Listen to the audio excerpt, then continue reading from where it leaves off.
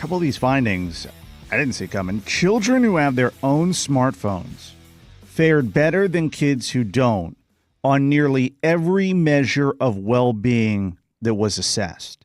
Kids with smartphones were less likely to report depression and anxiety symptoms, were more likely to spend time in person with friends, and reported feeling good about themselves more than kids who don't have their own smartphones.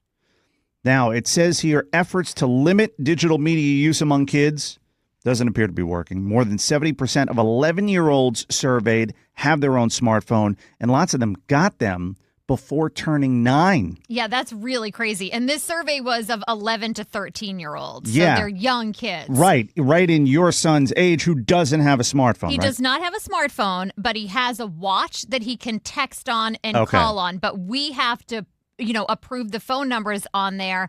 And he also, you don't have access to social media or anything like that. So it lets him communicate with people that we know and approve of, but he doesn't have access to any of the other nonsense. It says here from this study, posting publicly to social media was associated with multiple issues. Children who often post to social media were twice as likely as those who never or rarely post to report moderate or severe symptoms of depression, moderate or severe symptoms of anxiety, and they have sleep issues.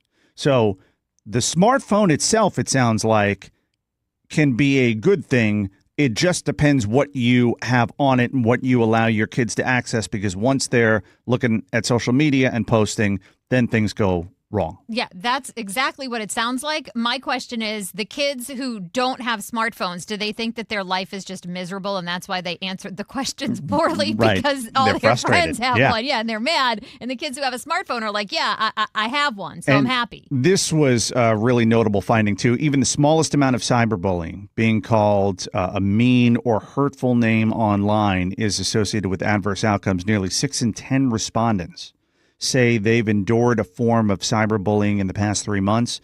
Those children were more likely than the kids who weren't bullied to report feeling depressed most days in the past year, getting angry and losing their temper, and finding it hard to stop using technology, which is interesting.